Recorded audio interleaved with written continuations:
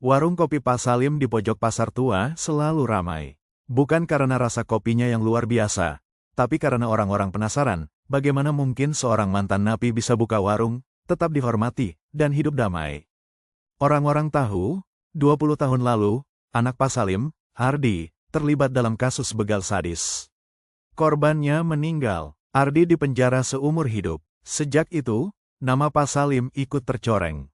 Jangan belanja di situ, nanti ketularan dosa anaknya, bisik tetangga dulu. Tapi Pak Salim tidak membela diri. Ia hanya berkata, anak saya memang salah, tapi dosa dia bukan dosa saya. Kalimat itu diucapkannya dengan suara yang tenang namun dalam, seperti menyimpan badai. Setiap pagi, Pak Salim membuka warung, membersihkan meja, menyeduh kopi, melayani siapa saja yang datang, tanpa pilih kasih.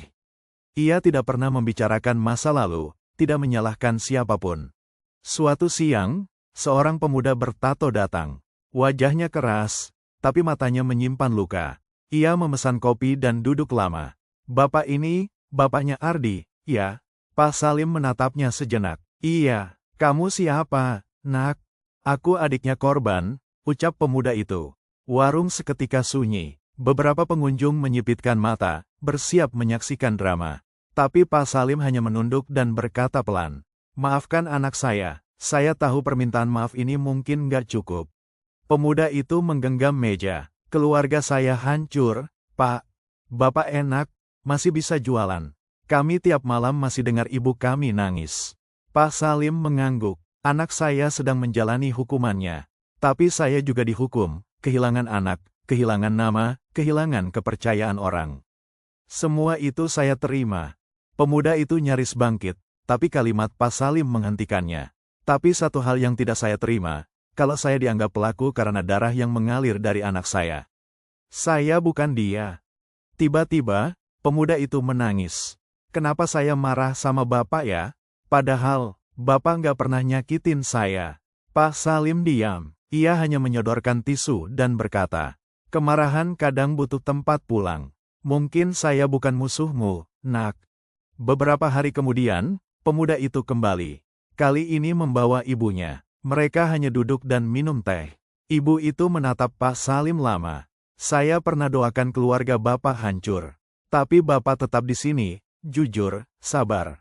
Saya malu. Lambat laun, cerita Pak Salim menyebar. Tapi bukan lagi cerita, Bapak si begal, melainkan, Bapak yang tidak ikut-ikutan salah. Warga mulai datang, bukan cuma untuk kopi, tapi untuk mendengar nasihatnya. Suatu hari, Pak Salim mendapat surat dari Ardi. Pak, saya dengar Bapak dihormati di sana. Padahal saya yang rusak nama Bapak. Tapi Bapak tetap jadi teladan. Saya malu, Pak, tapi juga bangga.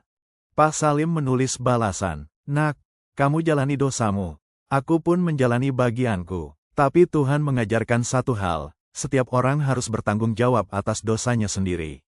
Aku tak akan lari dari luka, tapi aku tak akan ikut dihukum oleh dosa yang bukan milikku. Setahun kemudian, Pak Salim diundang jadi pembicara di acara pemuda-pemudi desa. Temanya, menghadapi dosa orang terdekat tanpa menjadi korban. Ia bicara dengan tenang, dengan gaya khas warung kopi. Kini di papan warungnya tertulis, kopi Pak Salim, jangan hakimi ayah karena dosa anak. Dan orang-orang datang, bukan untuk sensasi, tapi untuk belajar, bahwa nama baik tak selalu diwariskan.